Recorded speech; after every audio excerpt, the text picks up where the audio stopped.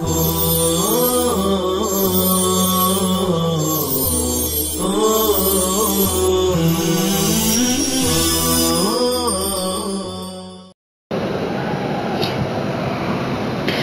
اللہ الرحمن الرحیم۔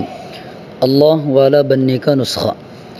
جس دن ہر گناہ سے چھٹکارا مل جائے گا، جتنے کانٹے ہیں سب نکل جائیں گے، اس دن معلوم ہوگا کہ دنیا ہی میں جنت مل گئی۔ مجاہدہ زیادہ دن کا نہیں ہوتا، کچھ دن کے بعد ہلکا ہوتا چلا جاتا ہے۔ اس کے برعکس بد پرہیزی کرنے سے اور آنکھوں کو خراب کرنے سے چین حاصل کرنے کا تصور پاگل پن اور حماقت ہے، جس کی نحوست سے دنیا بھی تلخ اور آخرت بھی تلخ۔ نہ دنیا میں چین نہ آخرت میں چین۔ بس سمجھ لو مجاہدہ چند دن کی بات ہے، مگر یہ سودا بہت ہی سستا ہے۔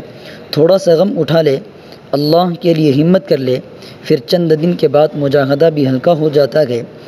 آج جو نظر بچانا مشکل ہے، چند دن کے بعد وہ نظر بچانا بھی صالحین کے ماحول میں آسان ہو جاتا ہے، اور آہستہ آہستہ وہ صاحب نسبت اور اللہ والا ہو جاتا ہے، خدائے تعالیٰ کی حفاظت میں آ جاتا ہے، اور گناہ سے مانوسیت ختم ہوتی چلی جاتی ہے، اور ذرا سی غلطی سے دل میں پریشانی اور بے چینی پیدا ہو جاتی ہے۔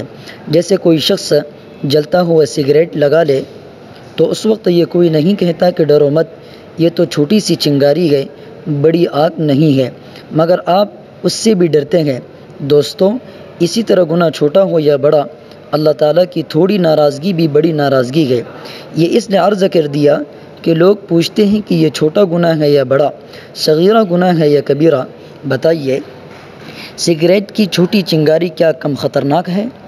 بس حضرت حکیم الامت رحمہ اللہ کا 3 سطر کا ایک ملفوظ میری تقریر کا خلاصہ ہے۔ میری یہ ساری تقریر حضرت کے متن کی شرح ہے۔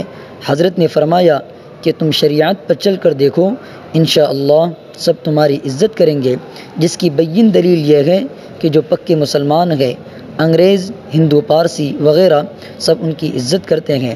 تم دین پر قائم رہو، ساری قومیں تمہاری غلام بن جائیں گی۔ تو حضرت حکیم الامت رحمہ اللہ کا یہ ملفوظ میری ساری تقریر کا خلاصہ ہے۔ اللہ تعالی ہم سب کو عمل کی توفیق عطا فرمائے، آمین یا رب العالمین۔